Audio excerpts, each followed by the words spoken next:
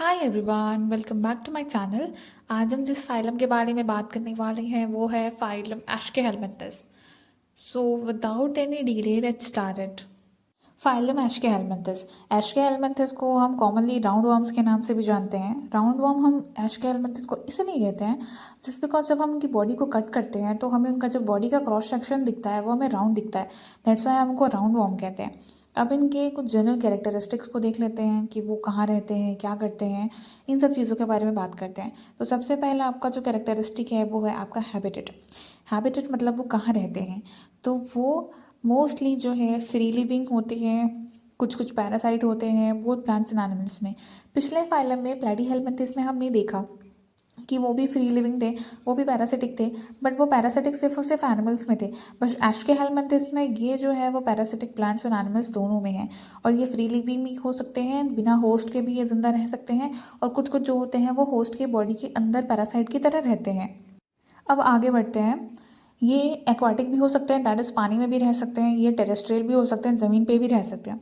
Level of organisation इनका ये है organ system level of organisation.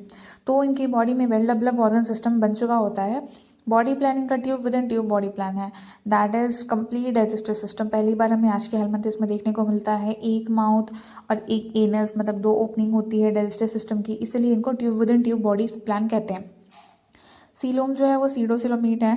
सीडोसिलोमेट इसलिए बिकॉज जो मीजोडर्म है वो स्कैटर्ड पाउचेस के फॉर्म में रहता है, वो कंप्लीटली सीलोम नहीं बनाता है, दैट्स वाई इसको सीडोसिलोमेट कहते हैं। जर्म लेयर्स हैं ट्रिप्लोब्लास्टिक हैं, तीनों जर्म लेयर्स प्रेजेंट होते हैं। सिमेट्री जो है वो बायलैटरली सिमेट्रिकल होती है। अगर हम सेंटर एक्सिस से पास होते हुए किसी भी प्लेन में इस बॉडी को कट करें तो हमें इक्वल पार्ट्स देखने को मिलेगा, that is bilaterally symmetrical. Metamerism इसमें एब्सेंट होता है। मेटामेरिज्म का जो मतलब होता है वो होता है कि इनकी बॉडी में कहीं सेगमेंट्स प्रेजेंट हैं या नहीं। तो मेटामेरिज्म बिल्कुल प्रेजेंट नहीं होता है। नोटोकॉर्ड भी इनकी बॉडी में जो है वो एब्सेंट होता है, नोटोकॉर्ड भी प्रेजेंट नहीं होता है। फिजियोलॉजी को देख लेते हैं। फिजियोलॉजी इज समथिंग कि उनकी बॉडी वर्क कैसे करती है। तो सबसे पहले उनका डाइजेस्टिव सिस्टम कैसा होता है। डाइजेस्टिव सिस्टम उनका जो होता है वो है complete digestive system, that is tube within tube body plan. एक माउथ और दूसरा एक एनस, मतलब दो ओपनिंग्स होती हैं, इसलिए हम उनको कंप्लीट डाइजेस्टिव सिस्टम कहते हैं। Well developed muscular pharynx sucking food. एक मस्कुलर फैरिंक्स हमें देखने को मिलता है। कुछ कुछ जो फाइलम्स हैं उनमें कुछ कुछ हमें एक मेन मेन कैरेक्टर्स देखने को मिलते हैं जो सिर्फ उसी फाइलम में प्रेजेंट होते हैं, स्पेसिफिक कुछ चीज़ें। तो उनमें जो प्लेटीहेल्मिंथस में हमने देखा कि हमें फ्लेम सेल्स के बारे में बताया था। अब एश्केहेलमिंथस में हम देखते हैं कि हमें मस्कुलर फैरिंक्स के बारे में बताया है। ये सकिंग ऑफ फूड में हेल्प करता है। तो मस्कुलर फैरिंक्स यहाँ पे एक मेन कैरेक्टर है इसका एश्केहेलमिंथस का, जो हमें लर्न करने की ज़रूरत है। वो सकिंग ऑफ फूड में हेल्प करता है। वो एलिमेंट्री गलैंड से एसोसिएटेड होता है। रेस्पिरेटरी सिस्टम नहीं दिया है, सर्कुलेटरी सिस्टम इंसेटिव नहीं दिया है। एक्सक्रीटरी जो सिस्टम है, एक एक्सक्रीटरी ट्यूब होता है इनके अंदर। एक्सक्रीटरी सिस्टम के लिए यहाँ पे एक सिर्फ एक ट्यूब होता है जिसमें नाइट्रोजनस वेस्ट रिमूव होता है।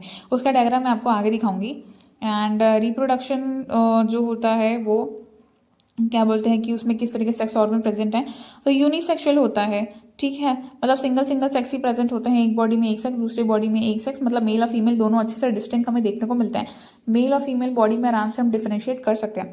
फर्टिलाइजेशन इनकी बॉडी के अंदर होता है। Internal fertilization that is sexually production is equals to internal fertilisation.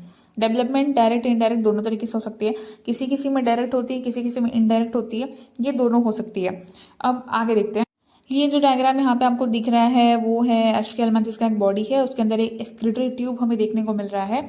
ये जो है वो है एक्सक्रीटरी ट्यूब, यहाँ से स्टार्ट होता है, यहाँ पे खत्म हो रहा है। एक्सक्रीटरी पोर के थ्रू अपना जो सारा वेस्ट है वो रिमूव हो जाता है उसकी बॉडी से, ठीक है। अब एनसीईआरटी में जो एग्जाम्पल्स दिए हैं वो हैं, हम उनके बारे में बात करते हैं। पहला है इंसाइलोस्टोम, ठीक है, उसको हुक वॉर्म कहते हैं। सेकंड है वुचेरेरिया, उसको हम फिलारियल वॉर्म कहते हैं। थर्ड है एस्कैरिस, उसको हम राउंड वॉर्म कहते हैं। सो बेसिकली ये जो एस्कैरिस है ना, उसके बारे में एनसीईआरटी में कुछ इंपॉर्टेंट चीज़ें दी हुई है, उसके बारे में बात करते हैं। एस्कैरिस का जो मेल वाला जो बॉडी होता है, मेल जो ऑर्गेनिज्म होता है वो थोड़ा शॉर्टर होता है एज कम्पेयर टू फीमेल। उसका जो पोस्टीरियर जो टेल है वो थोड़ा कर्व्ड होता है, दैट इज ये छोटा है प्लस ये थोड़ा कर्व्ड है, तो ये कर्व टेल है। ये मेल का डायग्राम दिया है। एंड जो फीमेल होती है ना वो बहुत लंबी होती है, और जो उसका पोस्ट जो टेल है वो स्ट्रेट होता है, that is this is kind of, ये बहुत स्ट्रेट होता है। ये उसकी जो वो है वो फीमेल की बॉडी है। फीमेल लॉन्गर होती है, मेल जो शॉर्टर होता है वो है एस्कैरिस में। इसका एनसीईआरटी में डायग्राम अच्छे से दिया हुआ है। सो आज के लिए बस इतना ही। Thank you so much for watching my lectures. आपको अगर कुछ और फाइलम्स के बारे में जानना है तो आप मेरे चैनल पर चेकआउट कर सकते हैं। Thank you so much.